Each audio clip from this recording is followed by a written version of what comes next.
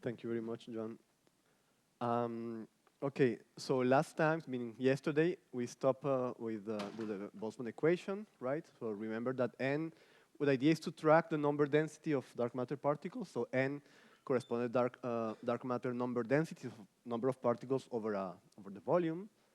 So the evolution, so the time evolution of the dark matter density is given by the expansion. So this term corresponds to the expansion of the universe, where h is the Hubble expansion rate. 3 is because we have three-dimensional dimensions.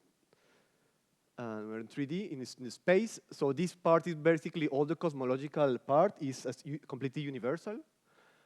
However, this right-hand side corresponds to all the particle physics. So here we're assuming that we have 2-to-2 annihilations. So 2 standard model particles, or 2 dark matter particles that produce 2 standard model or 2 dark matter, right? We have, so this sigma v corresponds to the thermally average annihilation cross-section. It makes sense to have a thermally average because we are in a thermal bath. Again, n is number density, and equilibrium is dark matter density at equilibrium. So it's convenient to rewrite this expression in terms of these dimensionless variables, y, capital Y, which is the number density over the entropy density. And x, this is basically the inverse of the temperature of photons, right? So dark matter mass over the temperature of the photons. And if we assume these two things, so that the universe is dominated by radiation, the Hubble expansion rate, standard model radiation, and if all processes are adiabatic, we can rewrite the Boltzmann equation in terms of these guys, capital Y and X. And that's where we stopped yesterday. Okay, the idea is to solve this Boltzmann equation, right? So to solve to find the value of Y at large at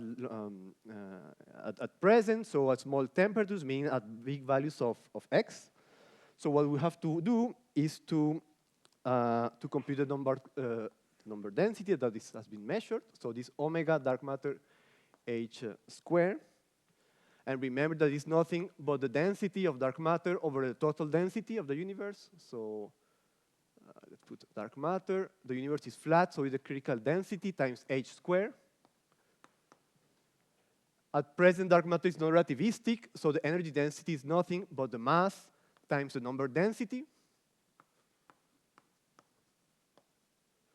And this n, we wrote it in terms of y, so this is exactly my, let me put 0, meaning at present, so at very large times. S0, the entropy density at present, H squared over rho C. So from here, just let me write this. So that means my0, so the co-moving number density at present is basically this part. I'm just pulling out this term here, omega H squared rho C over S0. And all these numbers we know, right? So this omega H squared is basically the 25% that we have seen before. So this number is nothing but something like 4.3 times 10 to the minus 10 GeVs, a dimension of mass, because here we have a mass. So when solving this equation, that's the number that we want to fit, right? So remember, Y0 corresponds to the value of at present. So we have numbers that this 25%. This S0 is the entropy density at present. Well, we can put the numbers. And these things have also been measured. So that's important number that we want to fit. Yeah. Good. Now, let's study again a bit more in details this part, right, of the Boltzmann equation. Here basically we have two terms that are competing. One corresponds to the evolution, to the expansion of the universe, and the other corresponds to interaction rate. So let's compare these two terms. So I compared, for instance, this and this. Let's forget the 3. I can get rid of one n. So let me define the interaction rate. So if you want the annihilation rate, capital gamma, which is sigma v times n equilibrium, right? I define this interaction rate. And let me compare this rate with the expansion rate, right? define this. So what happens if the gamma, so the annihilation interaction rate, is much bigger than the Hubble expansion rate, right? So in this case, expansion rate is very small, so you can imagine that the universe is basically not expanding sufficiently fast. Or if you want, the interaction rate is very effective. So in this case, I mean, just trying to understand how, what is the question giving. So the Y is basically the Y equilibrium. Yes, so dark matter is tracking the equilibrium density. And why? Because the interactions are very effective. In the opposite limit, if gamma, so the interaction rate is much smaller than the expansion, so it's basically the case without without annihilations, so no interactions. So in that case, Y is basically constant. Yeah. If there are no interactions, that means that the n scales like 1 over the scale factor cube, and therefore Y is constant. And now in the intermediate case, when the two rates are basically the same, or the same order, so that happens at a temperature that we call, well, that will be moments that we call freeze out.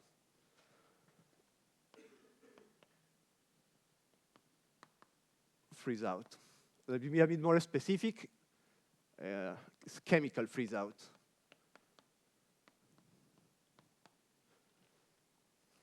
Yes. So this will be, okay, this depends on the temperature. Let me define it this way. Gamma of T freeze out is the moment when this is equal to H of T freeze out. So this equality allows me to define the temperature, T freeze out, at which the interaction stops to be efficient, right? You have less than 1 collision per Hubble time. So we'll refer to this like freeze out, but I really mean chemical freeze out. And we'll make a point about the difference between chemical and kinetic freeze out later on. Okay, fine. Yeah. So in that point, we have kind of a conservation of species, right? Or not? In the freeze out. At the moment of the freeze out, after the freeze out, yes, Yeah. dark matter is basically not getting annihilated anymore. So okay, so it is a conservation of species. The number of dark matter is still the same. Exactly. Kind of, okay, and notice moments I can consider kind of in equilibrium or not, in thermal equilibrium. I mean. Yeah. So in this case, you're in equilibrium. You're really tracking the equilibrium density. Yeah. I mean, so if you're in this case, there's no need of solving the Boltzmann equation, right? Because you know that its density is the equilibrium. Okay, so when I try to implement this stuff, I need to consider 3 different regimes and kind of discrete regimes. I mean, I'm in this regime, so after that I will have to make another description like that, or is something kind of smooth between? No, of course, it's smooth. So one thing is you can do completely analytical, numerically, sorry. Okay. And that's the task today. See. So no restaurant, you have to be doing this. Right, so you have to solve this equation, and what you want to do is that to find this, basically, right, the evolution. However, we want to do it kind of analytically, and if you do it analytical, you can do it in this way. So first, you know that it's tracking equilibrium. At some point, it goes out of equilibrium, and then it's constant. Okay, nice. Thank you. But of course, they have to match. I also had a question. Yeah. Regarding the cross-section, you write in the K width or the no, wait, it's the the sigma V. Yeah, the gamma. How do you actually compute the sigma? Do you is the thermal effects, are they somehow factor out in the n equilibrium, or I mean, is it computed in a 0 temperature regime, or? Yeah, well, yes, you can. So yes, of course, I haven't said much about this cross section. I will give an example in, yes, today, I think. Of course, for this cross-section, what you can do, I mean, you have your particular model, whatever, supersymmetry, or any model, single scalar. You can compute the cross-section with the standard method that you know. So quantum field theory, you compute Feynman diagrams, you compute the cross-section. And then you can compute the thermal average. I gave some details yesterday, but I can give more how exactly to compute this thermal average. But it's basically the cross-section times the distribution function, the partition function, and you have to make a convolution with that. Okay, so it was a thermal average that you were Exactly, taking there. Okay. yes. So the sigma v is the thermally average annihilation cross-section. Right, Okay. yes. Thank you. Yeah, to the point. Okay, now there are two regimes interesting. Okay, let me do a plot here. So X, remember, X is basically m over T, so dark matter mass, okay, dark matter over temperature of photons. And here I put Y, which is number density of dark matter over entropy density of the standard model. Right? There's an interesting point here, which is 1. X equal to 1 means dark matter is equal to the temperature of photons, right? So before we have a relativistic dark matter, relativistic, and here is non-relativistic, right? Temperature bigger, these high temperatures, right? Small temperatures. And I can plot the equilibrium density, right? The Y equilibrium is an important quantity. So maybe do it in blue, something like this. In this blue, something like this. Yeah? So why when relativistic is constant, I mean, we construct it to be constant, basically because when it's equilibrium, when relativistic, n goes like t cube, right? And s goes like t cube, so it's constant. And when relativistic, remember, relativistic and non-relativistic, n has this Boltzmann suppression. Yeah, and there is something like this. That's why equilibrium. Why equilibrium. So now, so we know that the dark matter number, the density will track the equilibrium density. At some point, it will go out of equilibrium. So there are two interesting regimes when it goes out of equilibrium being relativistic. So suppose it goes to equilibrium here. So that means that before it's tracking the equilibrium density, at this point it goes out of equilibrium. And we say that after that it's constant, so its density will basically be like this. That's one case that we'll study now. So it will correspond to the hot relic, that it goes out of equilibrium, out of chemical equilibrium when relativistic. However, it can also go out of equilibrium when non-relativistic. For instance, here, that means that dark matter will follow this, the equilibrium, feel the Boltzmann suppression, and then go out of equilibrium. Yeah. So let's study first the first case. So hot relics.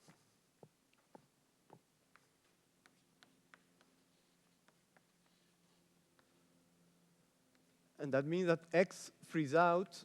X frees out, I just define it like M over T frees out. Frees out is much smaller than 1. So this case here. And you can see here that the final abundance, so here, right, at very, very late times, will be completely independent of the moment when it goes out of equilibrium. Because if it's here, here, or here, it's exactly the same, right? Because it happened that even if it's out of equilibrium, you will kind of follow the same scaling. So we will use the instantaneous decoupling approximation, meaning that we will assume that the Y now, so 0 means at late time, so now, is basically the same at Y at the moment of T freeze out. Yeah? And it's very simple, so Y, remember, is N T freeze out over S T freeze out. And we know this is basically T cube, this T cube as well. There are some numerical factors. I will just yeah, I don't want to put them here. So order 1, so 0.0 26 times the number of degrees of freedom of dark matter, and it will be G star at the freeze out.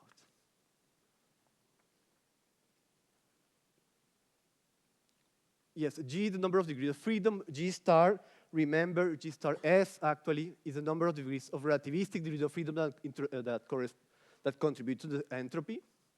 Yes, here. And that's it. There's basically no dependence on T freeze out because remember, both scale like T cube, so that cancels. There's just a small dependence here. Yeah. So this is kind of constant. That means that if you want, what we want to fit, remember, is Y0 times M. That means that if we want dark matter to be a hot relic, its mass is fixed. 166 electron volt for a boson, right? There's a 7/8, I think, or 3/4 maybe. Times 1/G.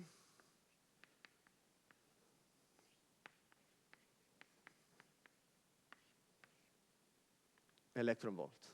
So that's a prediction, right, for hot relics. Okay, so if you want to fit the hole, if you want to be a subdominant part, so it has to be smaller of this quantity. And this is the Cauchy-McClellan bound.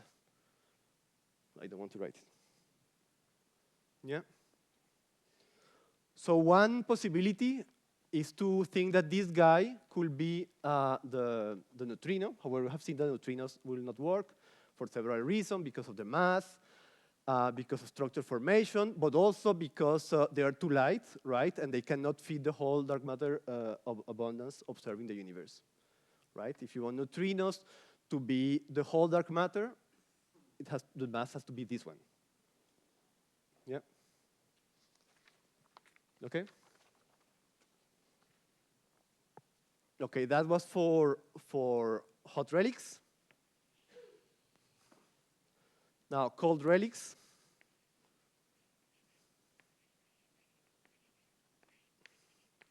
WIMPs. So these WIMPs, I guess that you guys are super familiar to the WIMPs, correspond to the weakly interactive massive particle paradigm.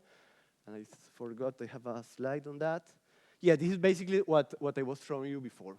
Exactly the same plot. You can see that the decoupling is not exactly, it's not instantaneous. So of course, it's not a sharp transition here, but it takes some time.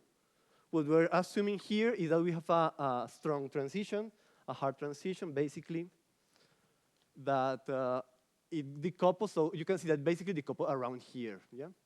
So that once it decouples, it goes straight vertically. It reaches the plateau instantaneously. It's not the case. It takes some time. So we'll miss basically a factor of 1 order of magnitude or so, give or take a factor of, yes, maybe 5 or of 10. But we'll capture the whole dynamics in our treatment. But that is the result of solving basically this equation and trying to fit this number. Okay. Yes, so what we'll do is basically related to your questions. So this sigma v that we can discuss a bit in particular models. What we typically do is that it makes sense to make an expansion on velocities.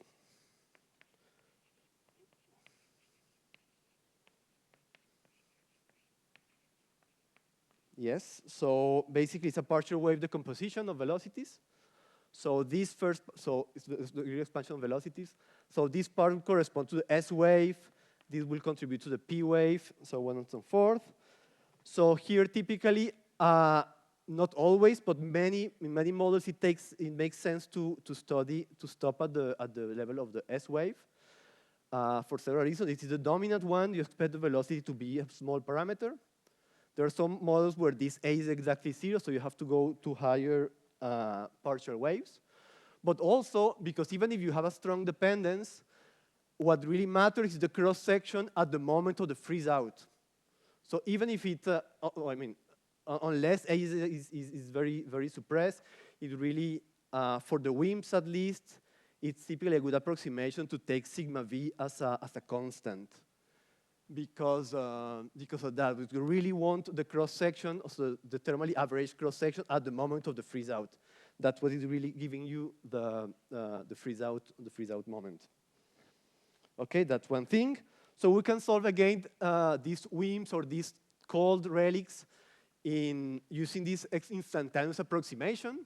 So the idea is exactly the same as before. So we'll track the evolution when it's in equilibrium, and at some point it will go out of equilibrium, and we assume that it's constant like this. Of course, in reality, you expect this to decouple slowly.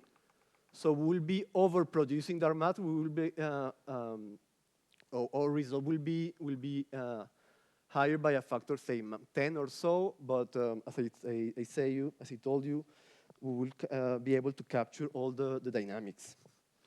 So we'll do exactly the same. So we'll compute the Y0. So the comoving number abundance at present, so at very high, large times. So this will say that it's basically up to maximum order of magnitude Y at T freeze out. Yes, that's what we're doing. After freeze out, it's basically constant. And we do exactly the same thing, the same procedure. However, so this is again N at T freeze out over S T freeze out. So this is again T cube. However, he will feel the Boltzmann suppression, right? You see the Boltzmann suppression there. And I have computed this.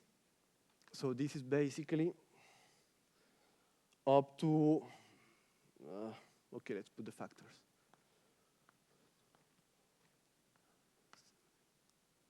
Order 1 factors. G star S, X freeze out, 3/2. Yeah, and exponential. So order 1, the number of degrees of freedom, right? X freeze out, remember X freeze out is mass over T freeze out. Okay, a power law dependence, and a very strong Boltzmann suppression. So minus X freeze out. And that's what we're seeing there, right? So there's a very strong, I mean, opposite to this case where we don't care where it goes out of equilibrium. Here for thermal relics, for cold relics, we have a very strong exponential dependence on the dark matter, on the freeze out temperature, right? So the freeze out is determined by the cross section, by gamma. So I can do an equivalent treatment. So let me start again. So going from here to here, and now let me do the same exercise, but just using another approach. So I have N over S, and N, I know that at freeze out, N is basically gamma rate. So at freeze out, gamma is equal to H. So N is H over N, over the cross-section, sorry. So this allows me to write this in this way. So this Hubble at the time of T freeze out over S, T freeze out over sigma V. Yes. The only thing I'm rewriting N using the freeze out properties. N is H over S. And therefore, this is, again, order 1 factors, G star over 10,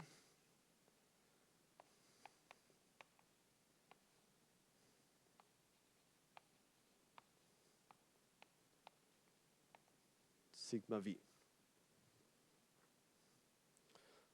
So here you don't see the exponential suppression, right? It's kind of hidden. Here is evident, here is not. However, what's interesting here is that it depends like 1 over the cross-section. So the idea is I increase the cross-section, so I'm increasing the interaction rate. So it will stay longer in equilibrium, and then the freeze-out will happen at later times, right? So for instance here, and I will decrease the abundance, right? Because it's tracking the equilibrium for longer time, and therefore I'm getting a smaller cross-section, a smaller abundance. So it's the other way around. So if I increase the cross-section, sigma v, I reduce the abundance. Okay? So typical, you can do this both analytically or numerically, right? So typical values of X freeze out are, say, order 20 or 30. If you want to match the whole observed dark matter abundance, to match observations, well,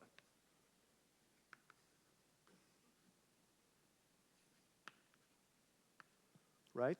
They have a mass dependence, but it's a log. It's a logarithmic mass dependence.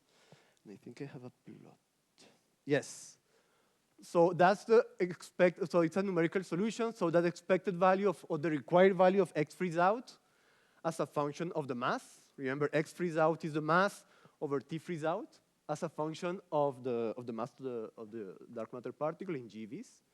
And you can see that it does depend on the mass, however, the dependence is very small, right? It's always between, say, I don't know, 17 and less than 30 for a large range of masses, so 5 decades on mass. So there's a dependence, but it's very small, so that for X freeze out, and you can say the same exercise for the sigma V, and this is basically few times 10 to the minus 26 cubic centimeter per second. Okay, that is kind of weird. That is also said order 10 to the minus 9 GeV minus 2. So it's a cross section, GeV minus 2. So this already, maybe it rings the bell. And yes, because this is picobarns, right? More or less. Let me put it here. Order 1. And these typical like cross sections in electronic cross sections.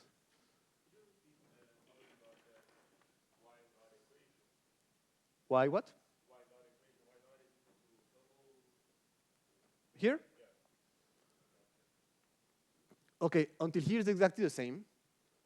So y0 is yt freeze out. Yes? And by definition, y is n over s, all that t freeze out. And what I'm doing here is I know that at freeze out, I'm defining freeze out like this. So at freeze out, gamma is h, and gamma is n equilibrium times sigma. Okay. So n is h over sigma v. That's the only thing I'm doing. Okay. Yeah? Okay, so if you prefer, I can put here n equilibrium. Maybe that was confusing you. Because at the T freeze out is the last moment where n and n equilibrium are the same.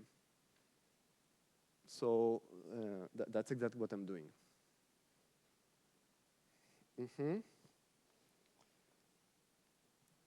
And that depends on the mass.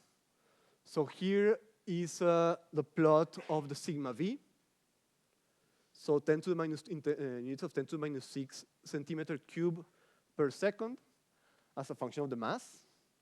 So you can see that there's a small dependence on the mass due to the relativistic degree of freedom. So remember, there's always degrees of freedom here, for instance, and an h that varies. I don't have them here. So there's a small dependence on the mass, but super small, right? So it basically goes from 2 to 4, 2 to 5. So it's maybe a factor of 2 on the cross section. And you only so this bump there, and also here, where you have a pointer. So here and here is basically, as I told you, basically due to the change of relativistic degrees of freedom. So nothing very special here. Other thing, of course, we want to compute this in a particular model. Yes, we will not, but you guys want to do it. So if we have a scattering, we have to do annihilation. So that's what we really have in mind. So dark matter into standard model particles. So we don't know what the cross-section is, what this sigma v is. However, you expect this to scale like, say, a coupling power 4 over a mass square, something like this. And if you have, for instance, electroweak interactions or so, you expect this to be ordered, right? Say 0.1, something like this, power 4 over mass 100 GeVs. 100 GeV square.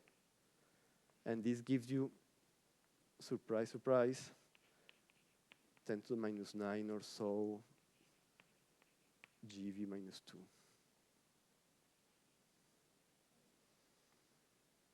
So I think at the time people got very excited. So it's like a numerology, right? So a sign that something could have been, could be there. So it was called like the WIMP miracle. I don't want to write that.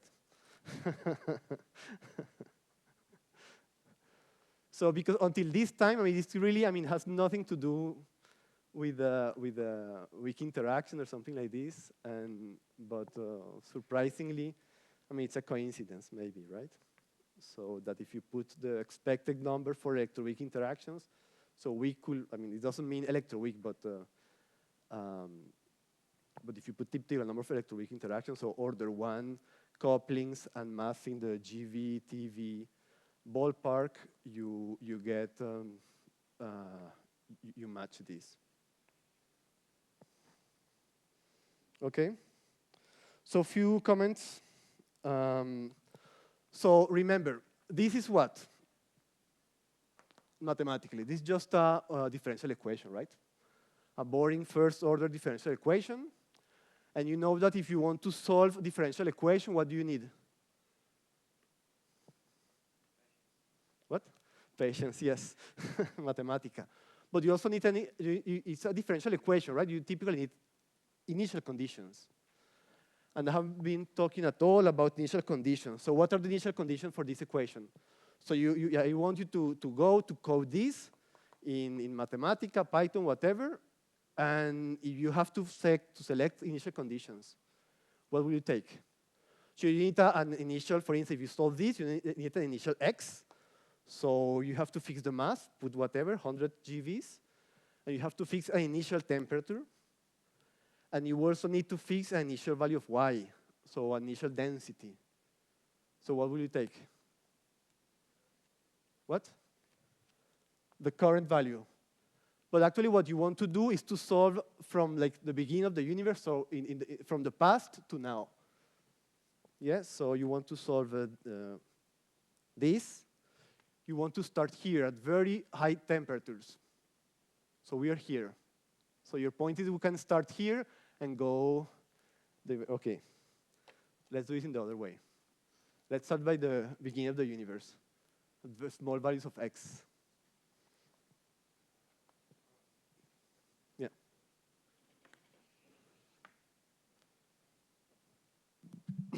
It may be kind of a naive issue, but I'm kind of concerned about thermodynamics and adiabatic and also equilibrium. How good is this approximation, and when can I use it? The approximation of equilibrium and adiabatic process. Well, you can use it if the universe is adiabatic and if it's dominated by radiation. Okay, but you're No, of course, you don't know.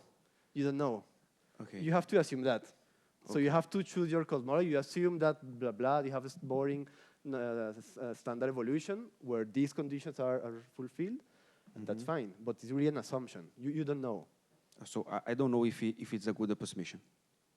No. No, you don't know. Okay. No. Okay, thank you. Maybe it's also a misunderstanding of thermodynamics, but can the universe be not adiabatic, like, yeah. Yeah, you in the early stages of the universe, you know that this is violated. These two conditions are violated. For instance, during reheating. So during reheating, the universe was not dominated by standard model radiation, because there were no standard model radiation, right? It was only the inflaton. Or dominated by the inflaton, and it was not adiabatic because the inflaton was, we don't know, but maybe decaying or annihilating into standard model particles. You were creating the standard model bath. Oh, I see. So it's during like, reheating, these two conditions are violated. so when you consider like the standard model as close as your system, then you can receive Exactly. entropy and energy from other Right. fields. Oh, okay. Yes, yes. But you can also have moduli, or I don't know, right-handed neutrinos that eventually dominate the energy density of the universe and decay and blah, blah.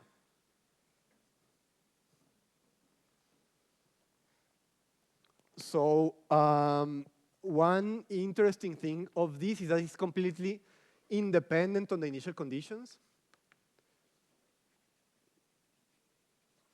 of hot relics, well, not hot relics, of thermal relics.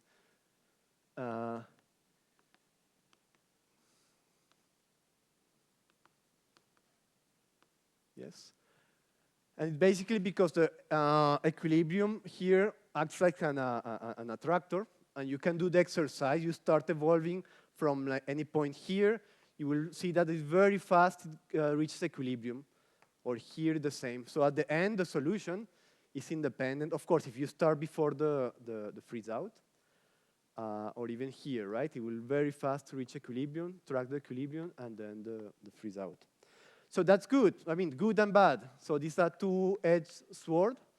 So you're happy for computation. It's super good because you have a differential equation that does not depend on initial conditions. So for computing, it's very fine. It's very practical. However, suppose we detect a dark matter. So let's be optimistic, and it's a WIMP, right? So what can we learn about the early universe? Zero. Because we know by construction we are losing all the sensitivity on the early universe dynamics. So reheating temperature, the question of state of the universe, blah, blah, nothing. We don't know. So for computation is fine, but then it's complicated. Other comments, this seems to be kind of independent on the mass. At least we don't see the mass dependence here. However, all the particle physics masses are encoded here, so there's strong dependence on the mass on sigma v. The cross-section will really say that. The cross-section is like here, so the final abundance is inversely proportional to the cross-section. If we have this kind of behavior that we expect, so we can have, if we want to have a perturbative theory, which we may want to have. So an upper bound on gamma, on the coupling, translates to an upper bound on the mass. So typically we expect the mass of wind to be smaller than, say, order 100 TeVs, something like this, because of perturbativity.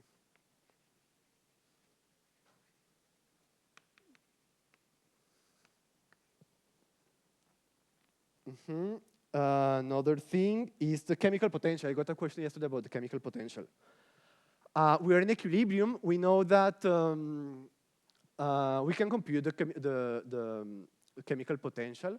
For instance, let's think about this reaction. In the early universe, we can have this reaction, E plus E minus into E plus E minus gamma. Yes, we expect this kind of reaction to be in equilibrium.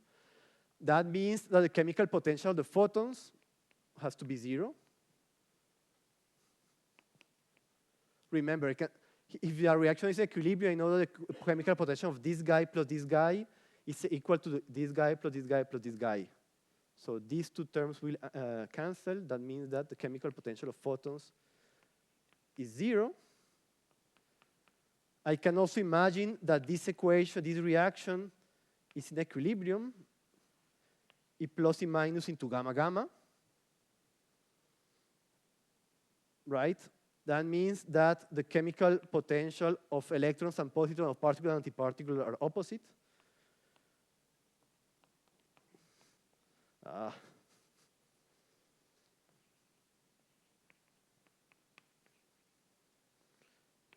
Yeah. I'm doing all this because in equilibrium, you can also think that you can have dark matter, chi is dark matter, E plus E minus. That means that when dark matter is in equilibrium, or WIMPs are in equilibrium, their chemical potential is 0. Yes? But only when they're in equilibrium. When in chemical equilibrium.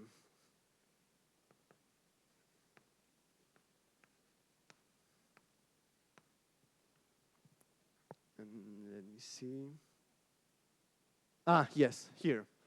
So I got yesterday this question, what about the chemical potential? So on the left is exactly the same plot I showed you before. On the right, mu is the chemical potential of dark matter for WIMPs as a function of a gain of x, so m over t. So remember, so until, say, x equal to 20 or something like this is in equilibrium, in chemical equilibrium, that means that the chemical potential is exactly 0 because of this reason. However, you start developing a chemical potential once you get out of equilibrium, out of chemical equilibrium. And you can see, so after x order 20 or so, you start increasing. And then you will reach a plateau when the chemical potential is of the order of the mass. So that's typical behavior of chemical potentials for WIMPs. However, we only care about dark matter until the moment, I mean, we solve the Boltzmann equation basically until this moment, because after that is basically constant. So when solving this Boltzmann equation, we can take the chemical potential to be 0, and that's it. No need to compute it, for instance. Very last comment, super late. So typical, the WIMP window is, so let me write this. So mass, so it has to typically be lighter than, say, I think it's 130 TeVs because of perturbativity. We also want WIMPs to be heavier,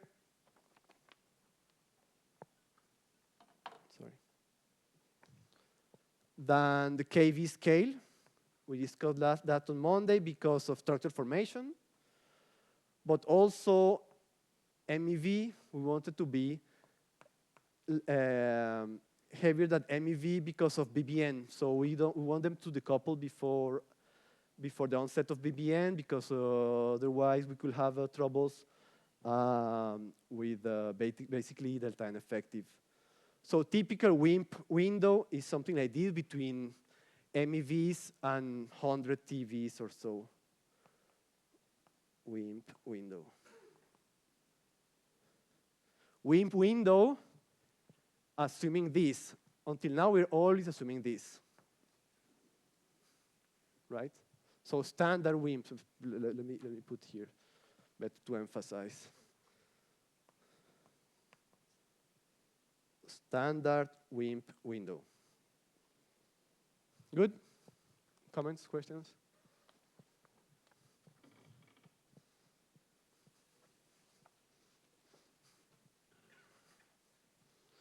Just one example now of WIMPs. So Kafir already discussed one example that for him okay, singlets. So the simplest example for him was this this fuzzy dark matter, basically. This super light scalar. For me, is the singlet scalar dark matter.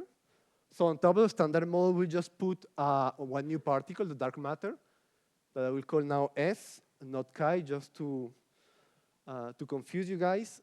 And I want this guy to be completely stable. So we'll add a Z2 symmetry, to stabilize it. Yes? So the potential, the scalar potential will contain these terms. So like a mass term for S plus, you can also imagine Z2, an interaction with the Higgs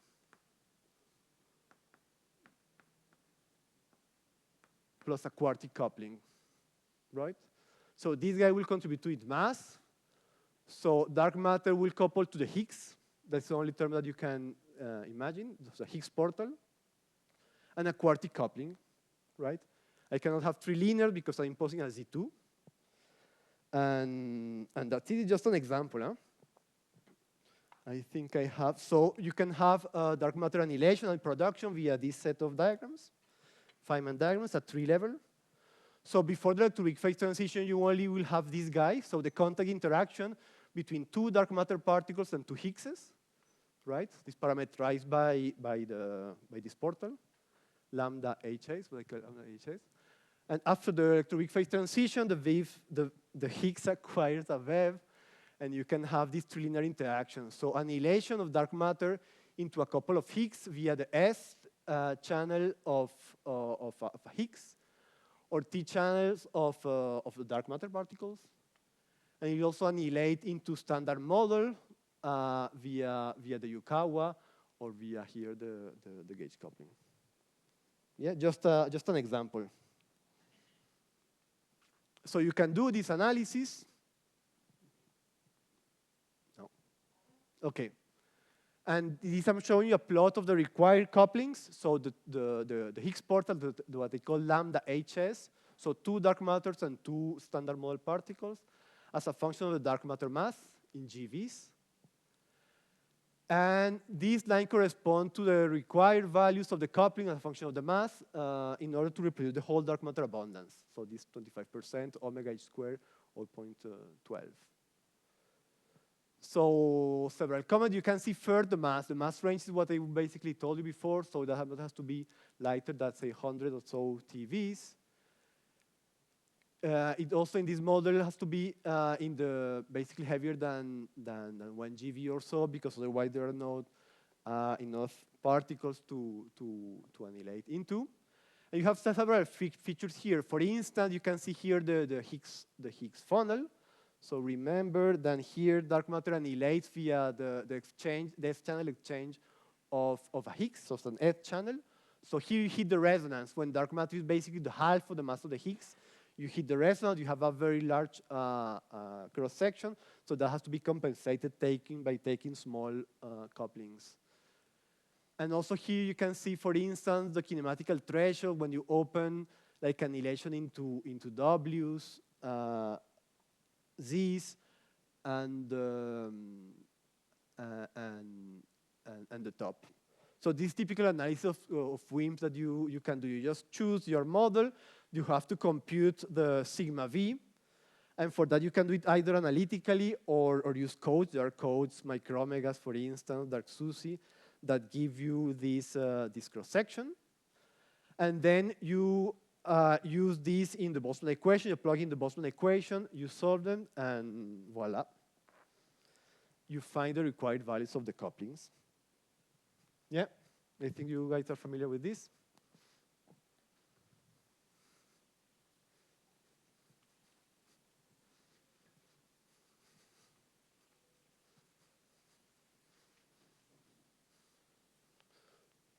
So I want to stop here about these thermal processes, but I got some questions about co-annihilations and semi-annihilations. So just let me make a micro comment.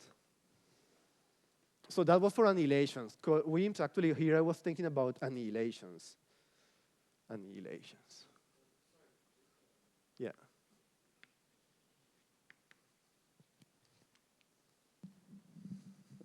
Just to be sure, to stay above the omega h square line means to overproduce dark matter, right? Mm-hmm. Okay. Yes.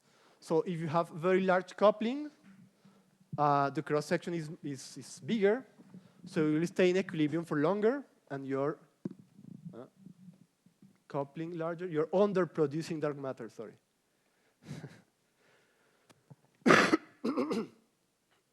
Yes. Yes, so it's the other way around. Large couplings, large cross-section, large interaction rates. You stay longer in equilibrium, you underproduce dark matter. So above the curve is underproduction, below is overproduction. Yes, sorry, yeah. Nicholas, this new doublet cannot have Yukawa couplings, in principle? You want to have Yukawa with production, complete with photons? Yes. With fermions? Fermions, yes. No, you cannot.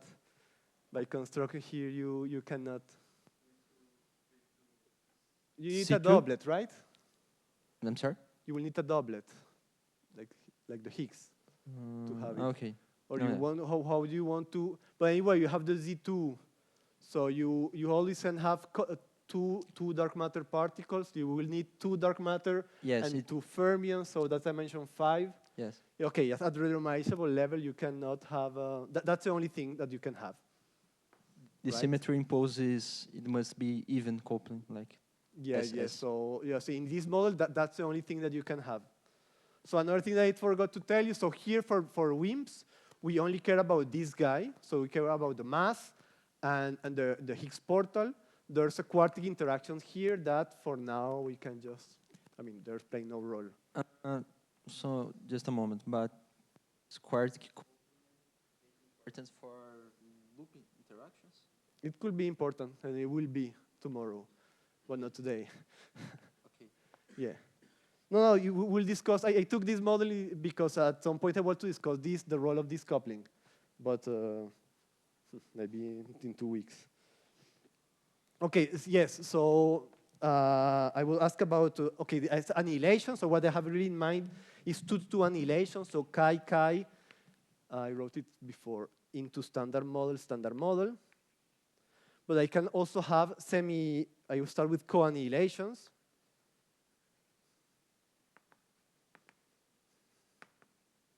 And the idea is very simple. Just take a more rich dark sector. So imagine you can, instead of one particle, you can have several particles in the dark sector.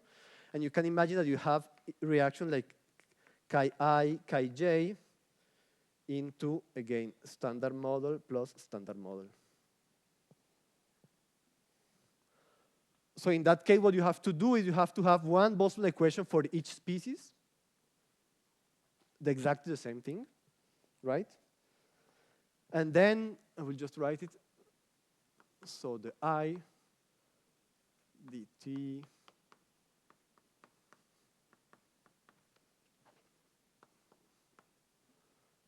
then here, okay, yes.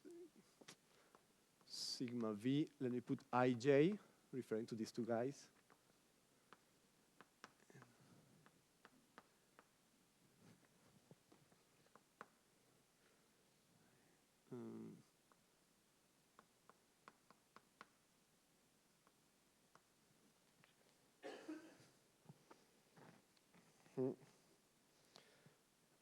You need one Boltzmann equation per species. You have to solve the whole set of Boltzmann equations. However, if these guys are all stable, so this becomes to be a mess. Huh? You have to do it numerically, typically. However, if they're all stable and they will all contribute to the dark matter total abundance, you can write a Boltzmann equation not for a single species, but for the sum. And I can do it here, just to give you a feeling. So n now let me put n as the sum of ni, just because I'm lazy.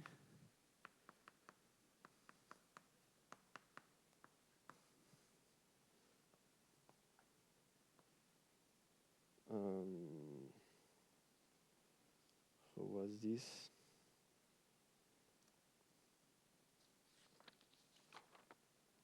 Oh, I don't have it. Yeah, but okay, this should be something like this.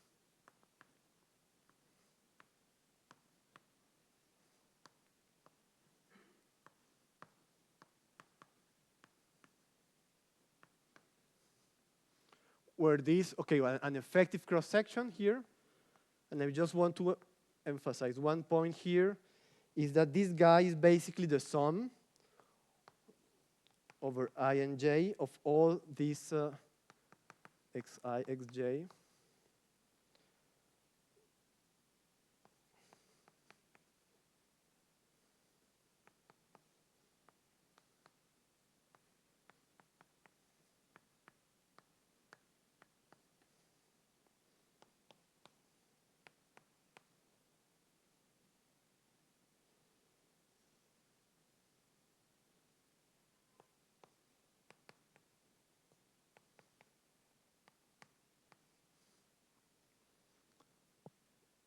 where these deltas are just the mass difference.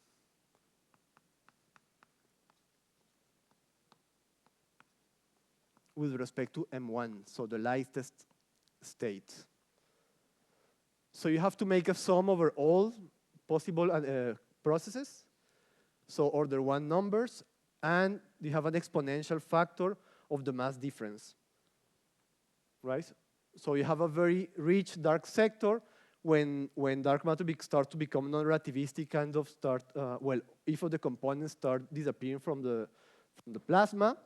However, at the end, what will matter, will really contribute to the final abundance is the species that are very close, kind of degenerate with the lightest state. Otherwise, the heavier ones, will feel the standard Boltzmann suppression that we saw before. So, yes. Exactly. That's one micro variation of the annihilation. So we remember annihilation. We're assuming a single species. We can have different species. You can have then co-annihilations, and it's basically the same thing done several times. So and therefore you typically have to go to numerics, right? But just to give you a feeling that if you have several ones, the only that are giving a sizable interaction, sizable contribution, are the ones that are very close in mass to the lightest state. So the lightest particles are the one that will by far dominate the total abundance. And semi-annihilations, that's one thing, semi-annihilation, just 1 minute for semi-annihilations.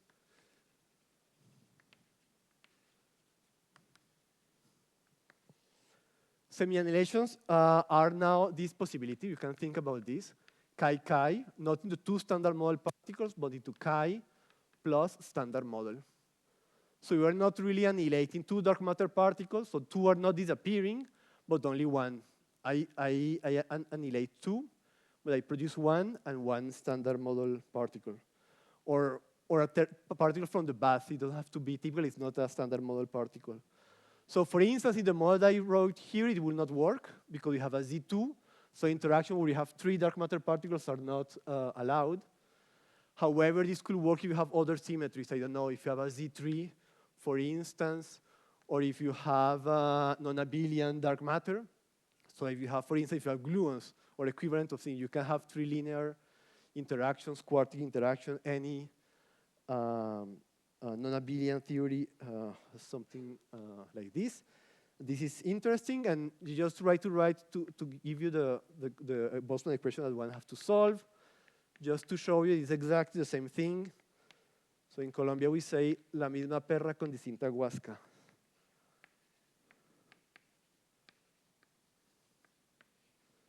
Basically the same thing, right?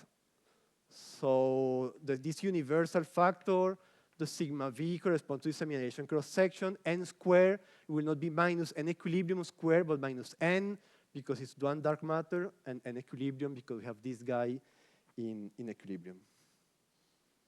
And that's it. Yeah?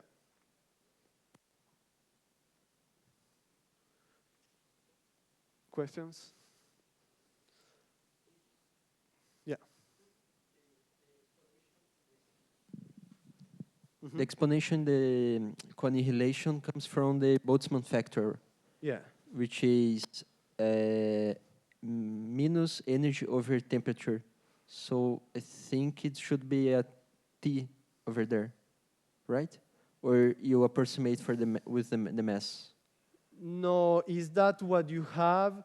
Is that if you have like a difference of Boltzmann factors, so the temperature cancels out, but you only get the mass. So yes, again, you have 2 Boltzmann factors per each guy. Yeah. Yeah, Yeah, that's so what's happening. it's the mass split. Okay, okay. Yes.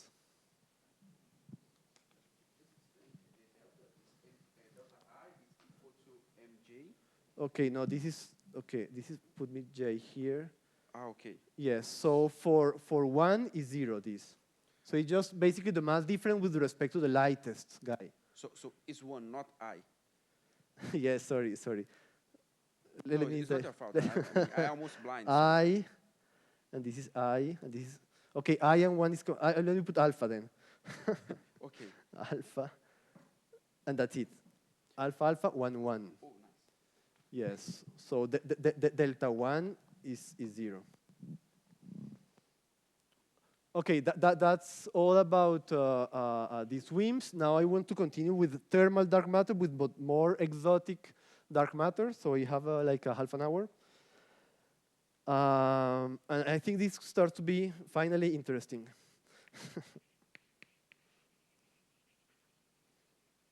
Thermal dark matter. So remember, we're discussing about freeze out, and let me emphasize that we always say freeze out, but we refer to chemical freeze out. We are thinking about reactions that violate the number density of dark matter particles. So dark matter number violating interactions, right? So this violates the number of dark matter. We are going from 2 to 1 dark matter particles. Here we are basically from 2 to 0, right? So we have been interested in the moment where this number chain interaction goes out of equilibrium. So that's the chemical freeze out. However, there's also a thermal freeze out, kinetic freeze out, sorry. So chemical, let me put it here. Or chemical equilibrium refers to number changing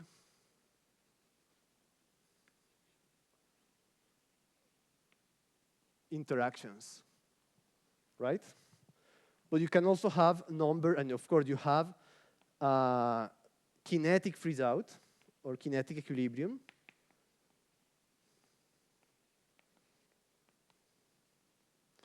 And this is related to elastic scattering, so number conserving.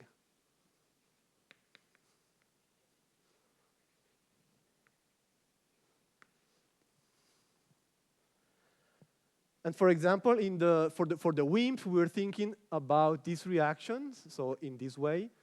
So chi into standard model. Yeah. But you can also like rotate this, and you have elastic scattering, chi and standard model. Yes. Again, in this direction. So when you go out of it, when you break equilibrium here, you're breaking what we call the chemical freeze out.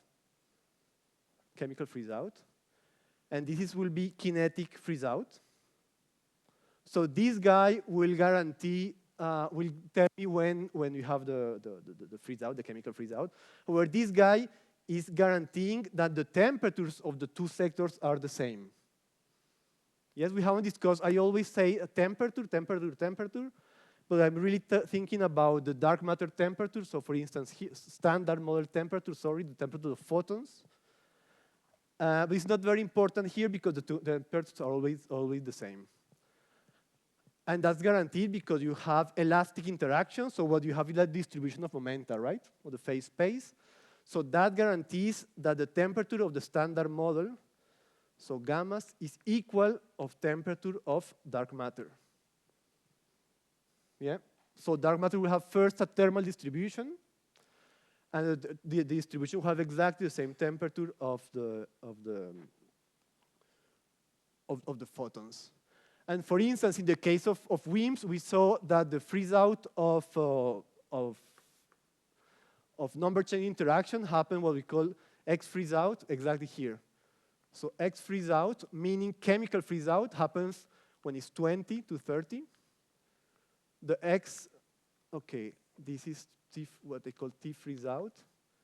Here I will call, the moment when this guy goes off equilibrium, I will call K, kinetic equilibrium. So X kinetic, which I will define again like mass over temperature when I go out of kinetic equilibrium, it really depends on this huge range. So it's, I don't know, 10 to the 3, 10 to the 5. It's huge. And we don't care much about this because we only care about the dark matter abundance finally. But it's important to notice that during the freeze out, dark matter is in not only, it's always in kinetic equilibrium. That means that its temperature is exactly the same. So for in the case of freeze out of WIMPs, if you want, WIMPs, T freeze out is much larger than T kinetic. Yes? So during chemical freeze out, the two temperatures are exactly the same. And why is that the case? Well, typically well, it's always the case in the case of WIMPs, because after all, these cross sections are basically the same, right? So it's exactly the same coupling, the same masses.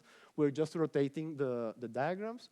So of course, the cross sections are not exactly the same, but their first approximation, they are the same. At least they are the same order. However, remember that what we're comparing is not the cross section, but the rates. So I can put the rates for annihilation. Right? So this one, this is the sigma V times the number density of dark matter. So dark matter in equilibrium, right? Here you're at dark matter and you care about the other particle that you want to scatter with. So another dark matter. However, you can also define an elastic, put elastic here for the elastic, and it will be a cross section. It will be not exactly the same, but first approximation is, let me put here okay, the annihilation, and elastic. And these two guys you expect to be basically the same.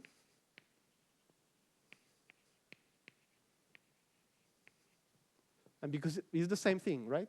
Just rotation. So the phase space is different, but order one. However, the big difference here is that I will have to take the standard model. And why? Okay, so here you're a dark matter particle and you care about the distribution of other dark matter particles because scattering is dark matter, dark matter. However, here you're a dark matter, you want to scatter with a standard model particle. Yes? That's why here for the rate, you have, even if the cross sections are basically the same, the number density will be very different. And why will that be very different? Because dark matter, remember, is non-relativistic. So the number density is Boltzmann suppressed, right? However, standard model is relativistic, it's T cube. So you expect this gamma annihilation to be much smaller than gamma elastic, and therefore you expect this big hierarchy between the two freeze out, the chemical freeze out and the kinetic freeze out. Okay?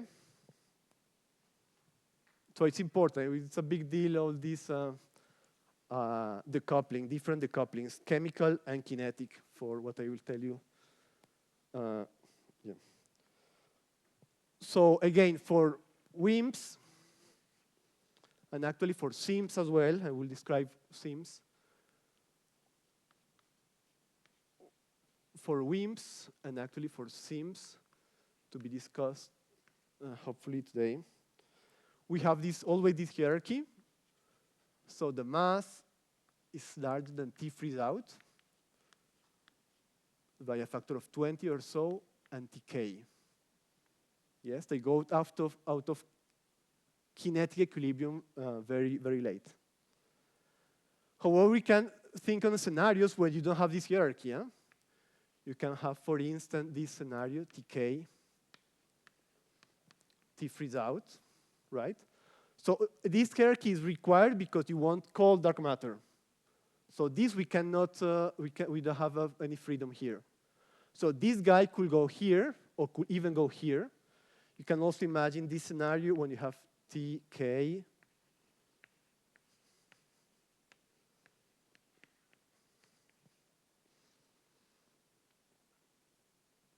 And this guy is what we'll see, it's called elder.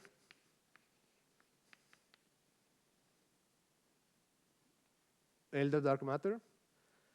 And this is cannibal dark matter. Fancy names. So we have WIMPs, cannibals, and elders. Okay, WIMPs, just to put numbers. So it's like Lee Weinberg's 1977. Sims, it's like 2014. Elders, it's 2015. And cannibals, 1992. So we'll see the idea is super simple. It's just play with the hierarchy of the interactions. So when these guys, these thermal relics, are going out of chemical and kinetic equilibrium, and you will see these order 1 modifications, but they all gave rise to PRLs. Yeah. Yes, of course. So I forgot. So weakly interactive massive particles, strongly interacting massive particles, elastically decoupled relics, cannibals. You will see what the idea of cannibalism. So this weekend I watched this La Sociedad de la Nieve. So I say I have to talk about this.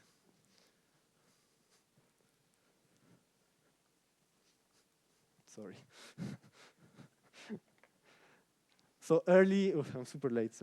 So early kinetic decoupling. We want early kinetic decoupling.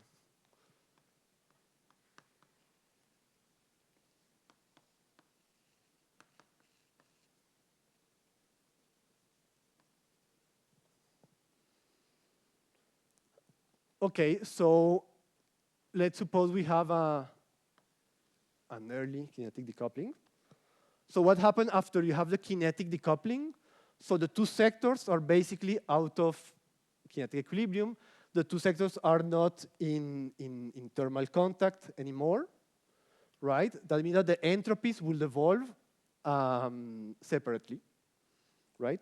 So before we were talking about the conservation of entropy of the whole standard model, here we have, like if you want two fluids, two gas that are not interacting at all. So the total entropy will be conserved, but also each entropy will be conserved. The entropy of the standard model on the one hand side, and the other side you have the entropy of the dark sector. So we'll suppose for now that there's no interaction at all between the two sectors. Right? They don't talk at all to each other. So we can define the entropy of the dark sector as chi, P chi plus, so pressure plus energy density of the temperature of the dark sector, right? Which in general is different. You don't expect to be the same. We can have a chemical potential, but minus mu n, but I will not care about it, and you will see why I don't care about it. And this basically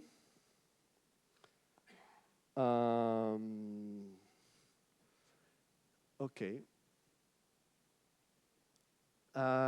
If the dark matter is relativistic, is like in the standard model, 2 pi squared over 45, the number of degrees of freedom of the standard model times the temperature of the of the dark sector of the dark matter times the temperature of the dark sector cube for relativistic.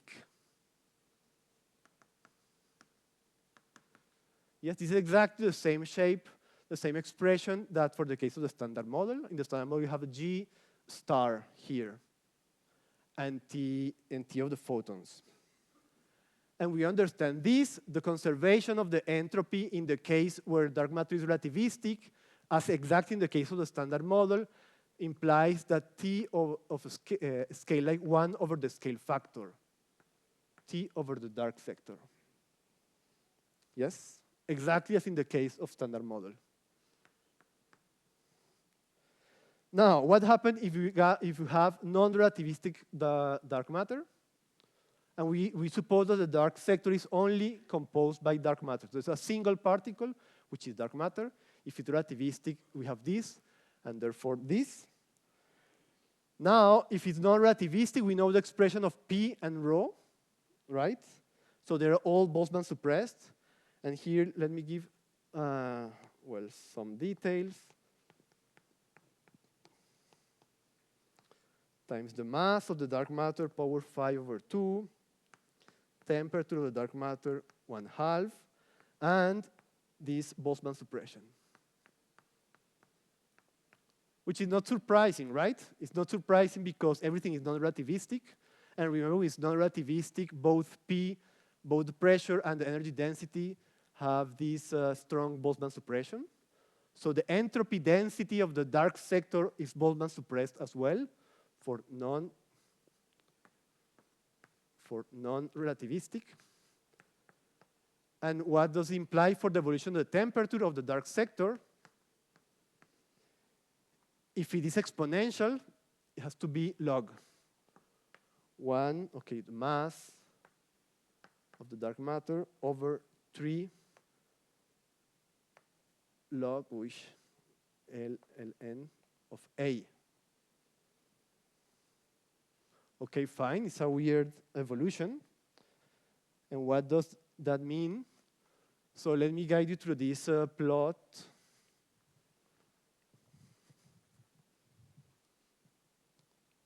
So that means that when dark matter becomes non-relativistic, it will cool down, of course, but not as a power law, but more or less the inverse of a log. So that means that the dark sector will cool down, but cool down slower than the standard model. Sorry. So with respect to the standard model, what you will see is that dark matter is heating up. Yeah, dark matter its temperature is increasing. So here I'm showing you this plot. It's kind of complicated. I will do it here as well. So here I have it's basically the same temperature, but the temperature, let's do it a scale factor, not like this, scale factor and temperatures. So in blue, this is the standard model. This is T standard model that always go like 1/A, because I'm assuming that the is anisotropic. Now, let's assume that at some point dark matter was in chemical contact, and dark matter is in thermal contact, so the dark matter and the standard model will have exactly the same behavior, right? So at some moment you get out of equilibrium, out of chemical kinetic equilibrium. So dark matter, the two temperatures don't have to be the same because they are not connected anymore. However, they have exactly the same evolution. So even on say this point you have the Tk. So before, the two temperatures have to be the same.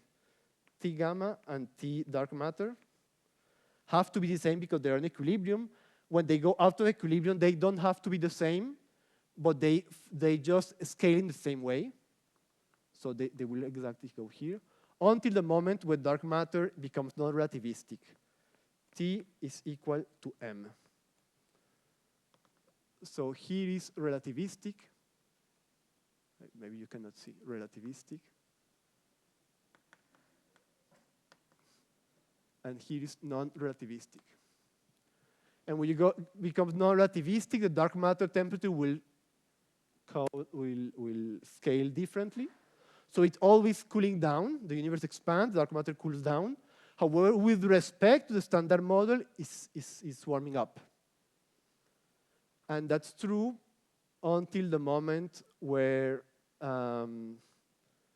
you will see when you get out of kinetic chemical equilibrium. And when you go out of chemical equilibrium, sorry, dark matter is non-relativistic. It's not interacting with itself. So you just have the redshift of momentum. That means that the T, oops, well, this is a bit abrupt. T goes like 1 over A scale factor square. It's just redshift of momentum.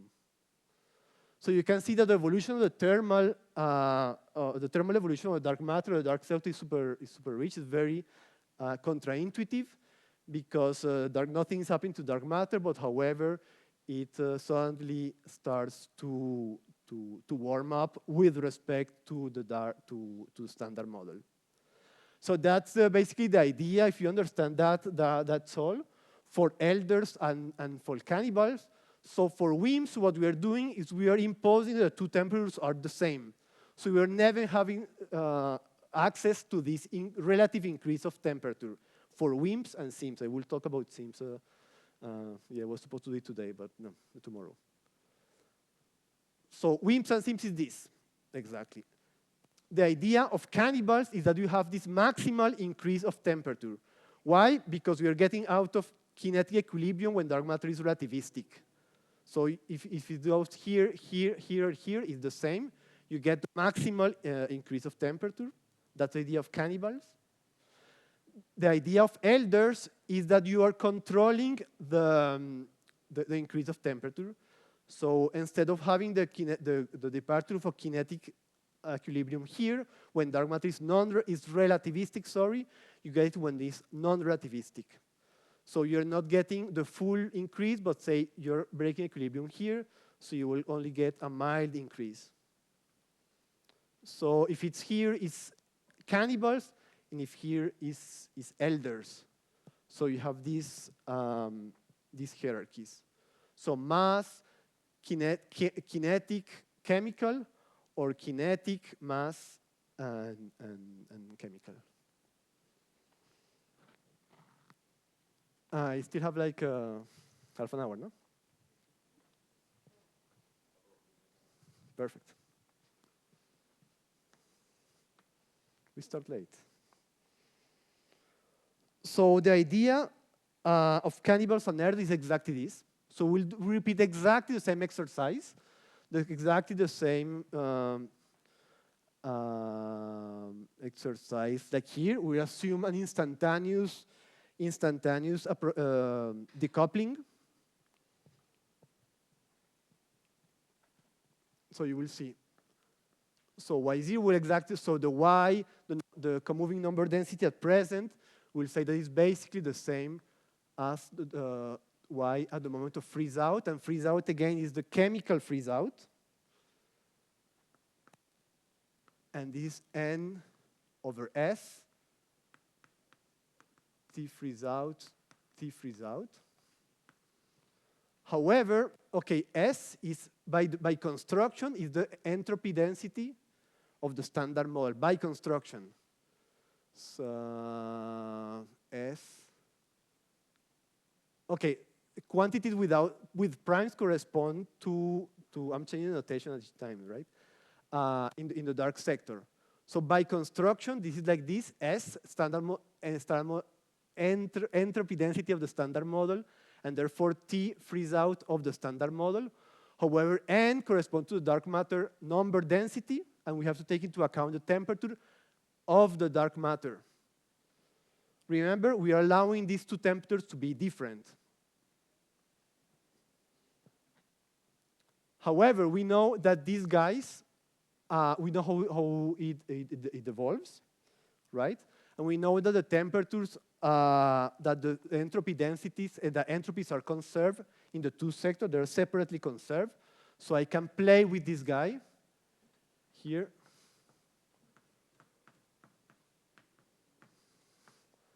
I can write this.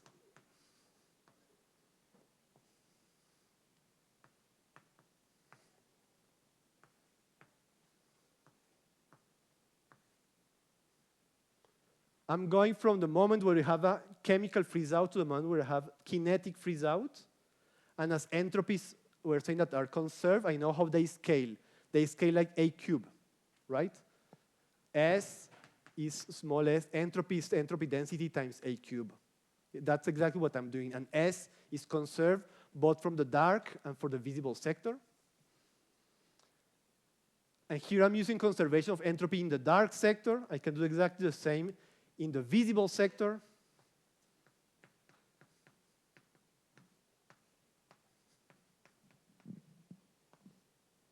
And I can write this as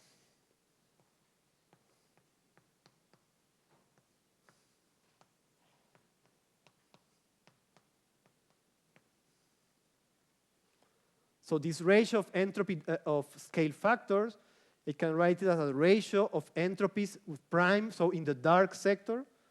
So T prime freeze out and Tk prime, if you want. But remember that Tk is the last moment where two temperatures are the same. So by construction, Tk is equal to Tk prime, right? So I don't put it here. So Tk is the last moment where two temperatures are exactly the same. Un momentito, por favor. And that's it. I just want to write the expression of the entropy densities in the dark sector.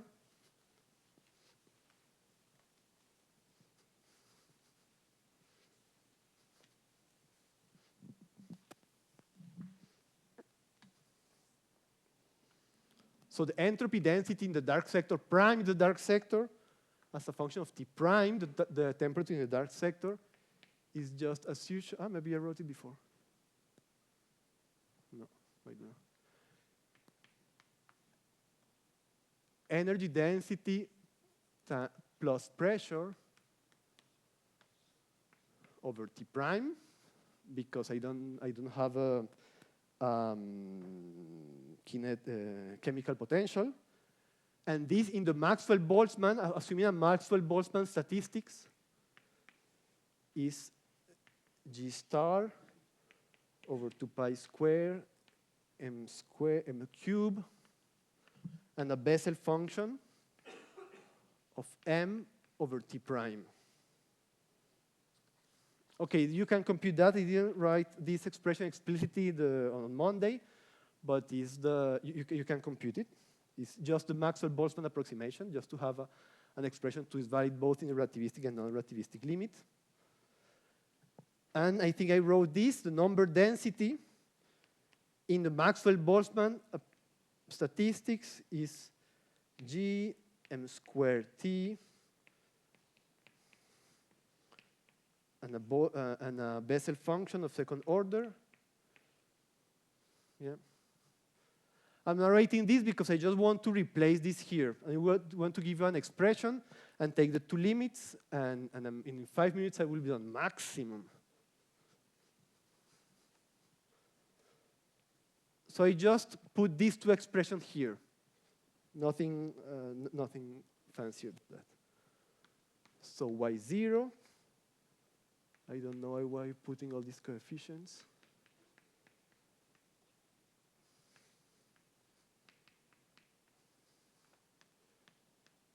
xk cube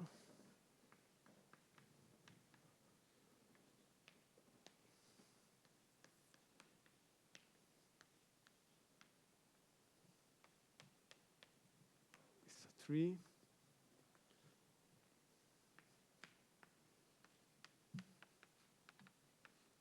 What I did is just to replace these two expressions here. That's it.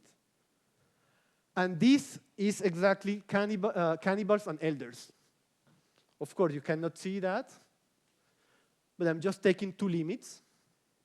I will take one limit where, well, these two limits, where you have these two hierarchies. So I'm just taking a limit. So I put this expression in Mathematica, and I will give you the cannibal solution.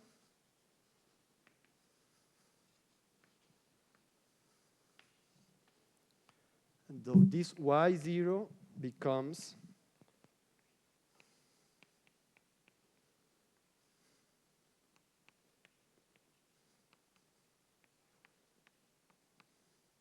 x prime freeze out, that's cannibal, and the elder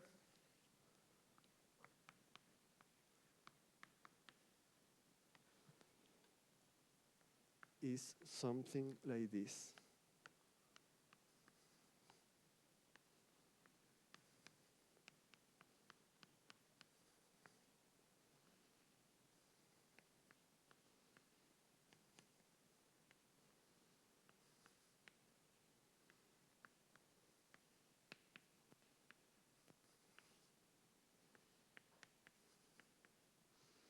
Okay, I'm done. So just 2 comments. So remember what we did. So we're using the instantaneous decoupling approximation, exactly what we did for the case of WIMPs. So we say that the density now, the comoving density now is exactly the one of the freeze out. We wrote this taking into account that two sectors have different temperatures in general.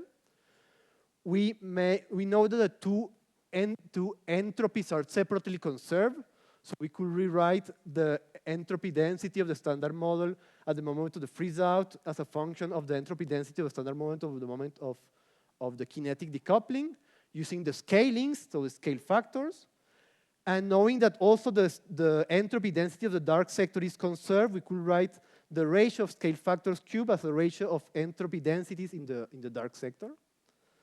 And that's it. We use the expressions for the entropy densities in the dark sector, general entropy densities and number densities.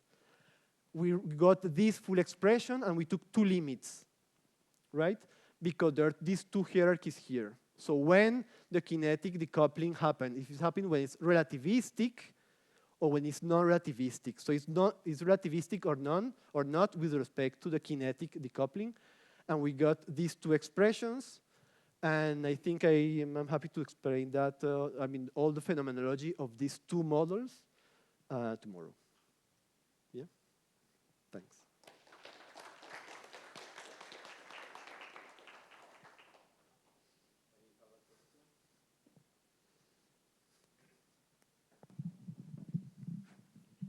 Yeah, thank you for the lecture, but I didn't understand why this behavior happens after the dark matter becomes kinetically decoupled, because it's still coupled through number changing processes. So it's still, in a way, exchanging energy with its standard models, standard sector. Yeah, so is this exchange just not strong enough? Yeah, so here what you're assuming is that there's basically, if you want, there's no connection at all. For instance, for understanding this increase of temperature, suppose a universe when you only have dark matter, or you have a single particle that eventually becomes non-relativistic. Yeah? So, because here, I mean, I put the standard model just as a reference because it's kind of important for us, the standard model. But all what I did there, I mean, it also applies for an universe with a single particle that eventually becomes non-relativistic. So you can see when it's relativistic, it goes like, it's able to scale like 1 over A, and when it goes, when it becomes non-relativistic, you have this log, 1 over log scaling. Yeah, but so here, wait, so if you now put on top of that standard model, but assume that they're not interacting at all. Yeah? So I just want to have a small interaction because it's not necessary, yeah? But I'm assuming that at some point, the temperatures were exactly the same. But you could start with different, so let's say that they were never in thermal contact, so their temperatures were never the same. That's also a possibility, but here I just want to start with the same temperature just to show you that we really have like a relative increase of temperature. okay, I understood that. But then where does freeze out come into play? Because okay, freeze out. Okay, which freeze out? So the chemical freeze out is here. Yeah. Yes, and we'll discuss the particle physics behind that tomorrow. Yes. Exactly. So And why this is cannibalization? Yeah. yeah, there is an interaction. That there is a portal. There are interactions, but within the dark sector. Oh, okay. So you consider there are interactions within the dark Exactly. sector, So here is always chemical freeze out, but I'm kind of cheating, using a bit of the language, because for me, freeze out before was interaction between standard model and dark sector. Now what I have in mind is, again, chemical freeze out, but through another reaction, which is reactions really within the dark sector. So 3 to 2, 4 to 2, 50 to 21. Scattering between chi's. Yeah. Okay. Exactly. Yes. Okay. Thank you. But again, one is chemical and other is kinetic. So the idea is exactly the same. I see now it makes sense. Thanks.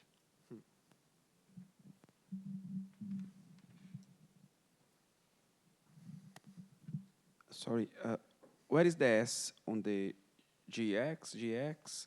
There is a S there, right? Yes. Is in the denominator or the numerator? Here. Oh, nice. Sorry. Okay. So, and in the exponential, it's a half? It's a K. Okay, great. Sorry. Yes. Nice. Yeah, so tomorrow I will rewrite this expression and explain the meaning. I mean, we have who say that? Now we have the solution, now we have to understand it. Yeah. Okay. So, are you going to explain why it is cannibal tomorrow? I can do it now. I mean, just ask Jean. Okay, yeah. You do have time. What would you say about the cannibal? Okay, no. No, I'm kidding. Okay. Yeah. Thank you. Any further question? Then let's thank Nicolás.